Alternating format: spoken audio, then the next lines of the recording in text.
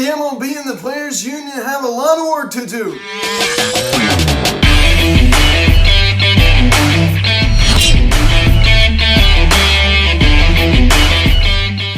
Yo, what is going on, everybody? Welcome to Phillies Hot Stove Media, and today we're going to have our 10th weekly update of the offseason, as we're going to talk about some Phillies news and some all-around baseball news. Thank you guys for freaking into this video. Please subscribe if you have not yet.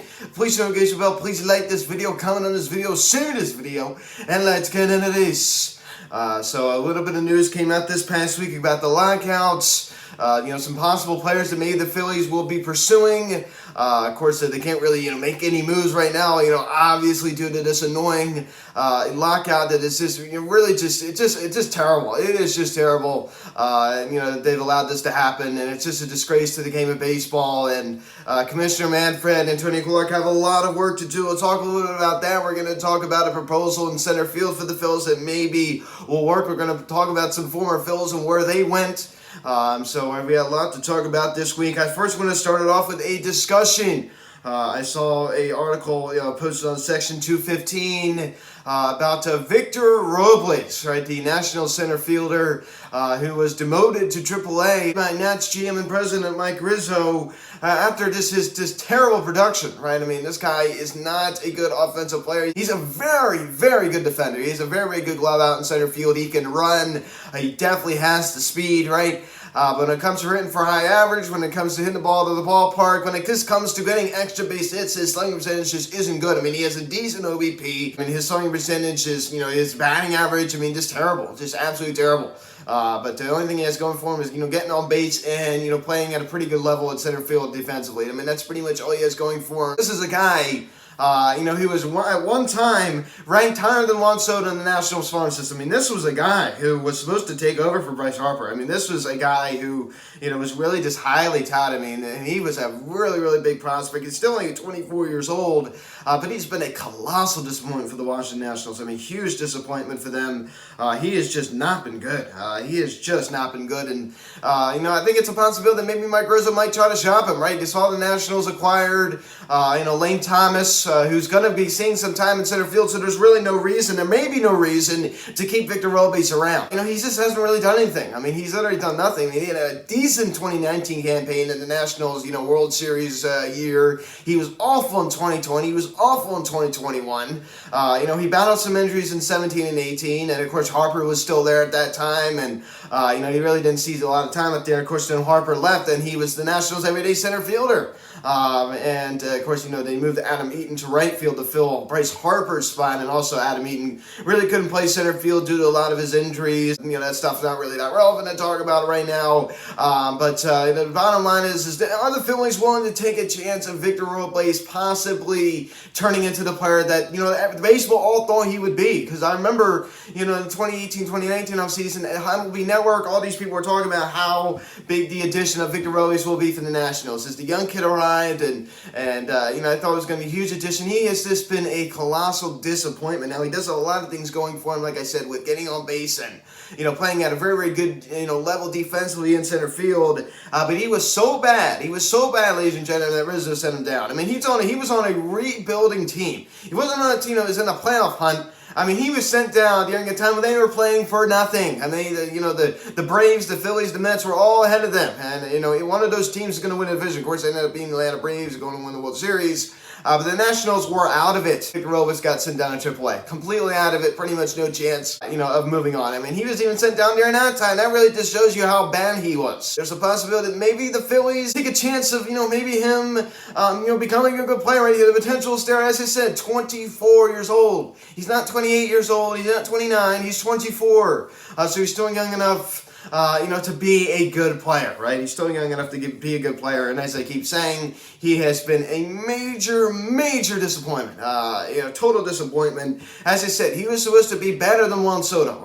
That's where they had him ranked, and the Phillies, maybe look into this, right? I mean, this is not really a win-now move because this is a big risk. But if the Phillies could get him at the right, deal, right? I mean, not having to give up a lot for him, I definitely would maybe consider it. But I don't know how Mike Rizzo values him. I don't know how Mike Rizzo values him, and all depends on how Rizzo values Victor Robles still. I mean, he's definitely not what he was. And, as someone who always used to say, coach of mine, potential means nothing. If you really think of it, potential means nothing. Potential is just words. Think about it. Potential means nothing. So just let that sink in for a second. And that's what I think about when I think about Victor Robles. Potential means nothing. I mean, they talk about how much potential Victor Robles has, and he hasn't produced. But maybe the Phillies look into possibly taking a chance on him. Especially now, as I said, with Lane Thomas in center field for the Washington Nationals. Does Mike Rizzo look to shop Victor Robles, and do the Phillies maybe look in on that? Do they tap in on that market? There's definitely a possibility, but I don't know if this is really a win-now move. I think the Phillies would be much better if they're willing, if they were going to give out some prospects, maybe, calling the Baltimore Orioles and talking about Cedric Mullins. I think that would be a much better fit for the Phillies. So that's my take on the Victor Robles trade possibility, I'm going to say, right? I mean, I'm not really a huge fan of it. Also, this past week, not great news. There is going to be some good news as the final report comes into this weekly update. It was reported by USA Today's Bob Nightingale. We all remember him from, the Bryce Harper bank on it, right? And we all remember his name. And he said that there had been no meetings scheduled between the MLB and MLB Players Association to discuss a new CBA.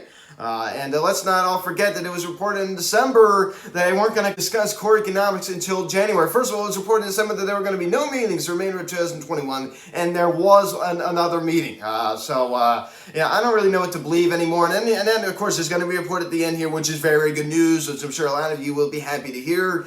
There doesn't seem to be a lot of sense of urgency here. I think they're worlds apart, but they're going to get it done. I do not think the spring training will be delayed. I do not think the regular season, of course, if spring training is not going to be delayed, the regular season won't be. Bottom line is, my belief is that none of these operations are going to be delayed or, suspended, nothing. I think everything's going to start on time. There's going to be a new CBA negotiated. It's not like they're definitely worlds apart, but it's not like, it's not something like totally drastic, right?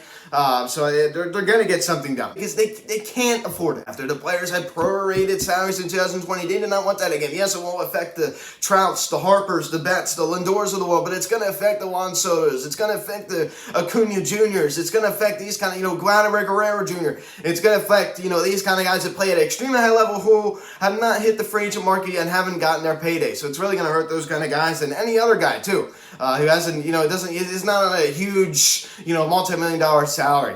So it's really going to hurt those kind of guys, and I think there's a lot of pressure on the union, and there's a lot of pressure on the owners. They did not, as I said, they didn't get any money. Of course, in the postseason, a little bit there, they had a few fans in 2020. Empty ballparks in 2020, ladies and gentlemen. Empty ballparks. So they cannot afford any more lost revenue. They even lost revenue in 2021. It was pretty much when it was part of a normal year. I think 2021 is pretty much a normal year when it comes to baseball. So I just don't think it's right to think that things are going to be affected. I think there's so much pressure. They have a lot to lose here, ladies and gentlemen. I think the pressure's starting to get on. We'll talk about this a little bit later. And also this past week, Ken Rosenthal, we all know him from The Athletic, and as a reporter on MLB Network, as he has not been brought back by MLB Network due to previous, the speculation is due to previous criticism of Commissioner Rob Manfred. I think that is pathetic. Of course, I don't think Commissioner Manfred called up and said, "Have Ken Rosenthal fired." But I think it's just pathetic that Ken Rosenthal was not brought back by the MLB Network, for no apparent reason. Now, of course, there is a reason to speculation. When it wasn't proven, the MLB Network didn't come out and say, well, he was brought back because of his criticism of Rob Manfred. This is just all speculation. But to this not bring a guy back, this is pretty much no explanation. It's just kind of absurd. Of course, we all pretty much know, as I said, it's not proven, but he did criticize Rob Manfred in 2020. When the season was in limbo, and he went back on his word and said that there's definitely going to be a season. Oh, well, there might not be a season now. He went back on his, he just kept going back on his word. And Ken Rosenthal, rightfully so, as reporters should do, calls out bad things. That's what reporters are supposed to do. And he was just doing his job. It makes the MLB Network look like a total disaster when they fire a guy like that for doing his job. So I think that's just ridiculous. close. And I'm not the biggest Ken Rosenthal fan, but I do not like that. I do not like that at all. And also this past week, former Phillies outfielder Roman Quinn, who had that devastating Achilles injury, said that he is forever grateful for what the Phillies organization has done for him. I like to thank Roman Quinn for, what he did for the Phillies organization. Of course, he's a rabbit on the bases. I'm definitely going to miss his speed. Of course, wasn't the best player in the world. Battled a lot of injuries and he was very inconsistent. I definitely think he's a good guy. So best of luck to Roman Quinn wherever he goes. Definitely a good guy for sure. And I also want to talk about Nick Castellanos and Kyle Schwarber. Two guys the Phillies are, looking into prior to the lockout and will look at, or maybe are still looking at. Of course, maybe moves going on that we don't know about, little handshake agreements, and then once the new CBA is announced, they're, going to announce all the signing. I am all about Kyle Schwarber. I think Kyle Schwarber is better in our price range. You don't have to lose that draft pick, right, that is attached to Nick Castellanos because he, opted out of his contract with the Reds. I think that Nick Castellanos is way too expensive.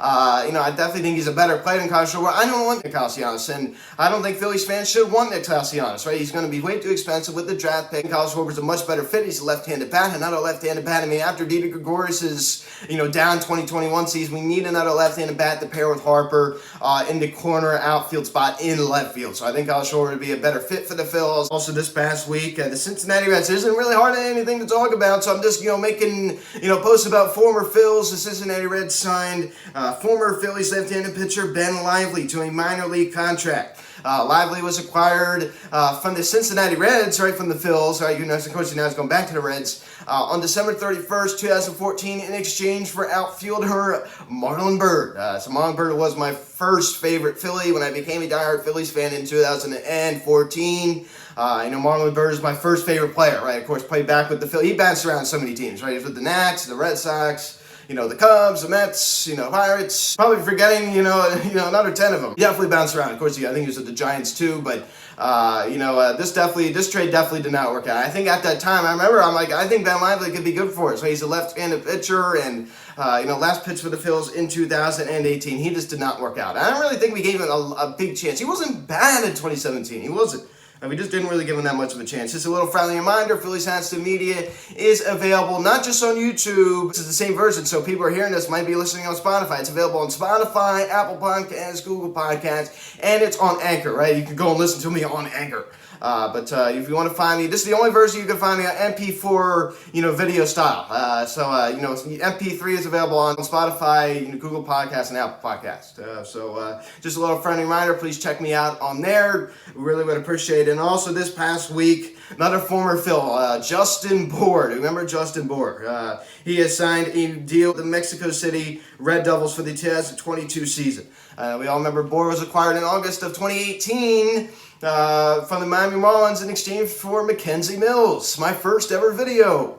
Then back in 2018. I did do one video in 2018. It was a podcast, and I talked about this trade. I thought that's why it was a little nostalgia. This is my first ever podcast, ladies and gentlemen. Go back and look at it. First ever podcast, 2018. Now, those who are listening to me on Spotify right now, you have to go to YouTube to find this one. I mean, this is the OG video. I remember talking about Mackenzie Mills. I remember he was drafted by the Nationals. I remember talking about JT Muto in that video about how the Marlins waited too long to trade him. That definitely was an interesting video for sure. That is almost 4 years ago, ladies and gentlemen. Also, a new report that came out yesterday. Major League Baseball and the MLBPA likely to restart CBA negotiations soon. That doesn't really tell us much. I will give some good news after this. Soon. Okay, when does soon mean? Soon could mean a week. Soon could mean 2 weeks. That doesn't, soon can mean a day. I don't know. It is soon. That doesn't tell us anything, really. That doesn't really tell us anything. Soon can mean a lot of things. But also a report came out and said that the MLB is set to give another proposal to the union, which is good. They're talking, okay? They're talking. Of course, the report came out from Nightingale saying they weren't, having any meetings without her talking. See, that's why he always had to take everything you hear with a grain of salt. So now they're talking. That's pretty good news, but I don't really know where they are in the negotiations. The pressure is on. Southern Baseball, friend of the podcast, guy Sean. The pressure is starting to come on. Right? A little over a month away from pitchers and catchers reporting. It is hard to believe. Ladies and gentlemen, it is hard to believe. Just a little over a month away from pitchers and catchers reporting. Can you believe that, ladies and gentlemen? In 3 months, we'll be back in the grind, recapping every single game. It's hard to believe this offseason has flown by. So I hope everyone has had a good start to the year 2022. So that is it for this week's weekly update, the 10th of the offseason. So guys, thank you so much for watching this video. Please subscribe if you have not yet. Please turn the notification bell. Please like this video, comment on this video, share this video. Check out the social media link in the description section at Phillies Hat Stove Media, Instagram, Telegram, Instagram. Follow me on Twitter at PHatStoveMedia. Card text 267-225-5392. Email me, PhilliesHatStoveMedia@gmail.com. So guys, thanks for watching. I'm Luke, and I'll talk to you later. I'll see you guys.